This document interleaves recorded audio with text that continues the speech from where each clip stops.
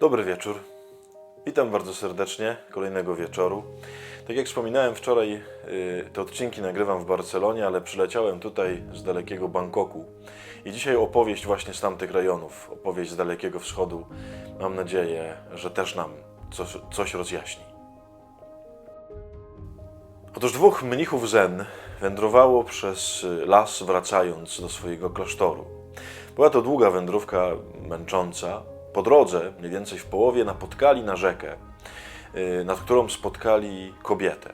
Była to młoda dziewczyna, bardzo piękna, niezwykle urodziwa, atrakcyjna, która siedziała nad tą rzeką i płakała. Zapytali jej, co się stało, jakie nieszczęście jej się przydarzyło. Dziewczyna powiedziała, że po drugiej stronie rzeki jest jej mama, która umiera. Niestety prąd rzeki jest tak silny, jest tak mocny, że ona nie jest w stanie przejść, boi się, że ją ten prąd porwie. I dlatego płacze, bo prawdopodobnie nie uda jej się spotkać własnej mamy przed śmiercią. Aczkolwiek, jak tylko ich zobaczyła, pomyślała, może jest jakaś nadzieja, bo może ktoś z was mógłby mnie przenieść, może w trójkę dalibyśmy radę. Wtedy młodszy z mnichów, bo był jeden bardzo młody, a drugi bardzo stary, ten młodszy powiedział do kobiety, no bardzo nam przykro, ale niestety nie możemy ci pomóc. Mamy złożone śluby czystości i w związku z tym nie możemy wchodzić w żaden kontakt fizyczny z żadną kobietą. Nie możemy cię dotykać i ty nie możesz nas dotykać. Nie możemy cię wziąć i nie możemy ci pomóc. Kobieta spuściła głowę, bardzo zasmucona, ale wtedy ten starszy mnich podszedł do niej, uklęknął przed nią, pochylił głowę i powiedział: wchodź. Kobieta podciągnęła spódnicę, wskoczyła mu na barana, mnich się podniósł z trudem i przeszli przez rzekę. Młodszy towarzyszył im w pewnej odległości z tyłu. To była trudna przeprawa, ale się udało. Przeszli na drugą stronę, kobieta zeskoczyła z barków mnicha, przypadła mu w ogóle do kolan, zaczęła go całować po rękach. On bardzo szybko to odsunął i powiedział: nie musisz mi dziękować, po prostu idź do swojej mamy.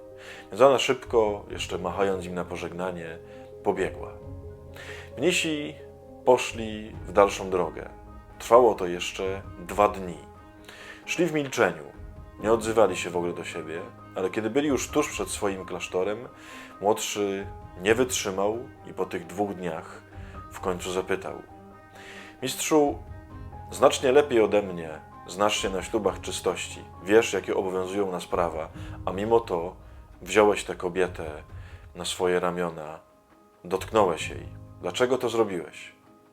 Wtedy starszy spojrzał na młodszego współbrata z miłością i powiedział: rzeczywiście, pozwoliłem, żeby mnie dotknęła i rzeczywiście wziąłem ją na swoje plecy. Ale dlaczego ty od 2 dni ciągle ją niesiesz na swoich plecach? Bardzo prosto jest myśleć, że zło to po prostu to, co robimy, bądź to, co zrobiliśmy. Tak bardzo często jest. Ale bardzo często zło to też to, czego pragniemy, nawet nie ośmielając się tego robić w życiu, ale ciągle chodzimy zniewoleni tym pragnieniem. Jak to jest u ciebie?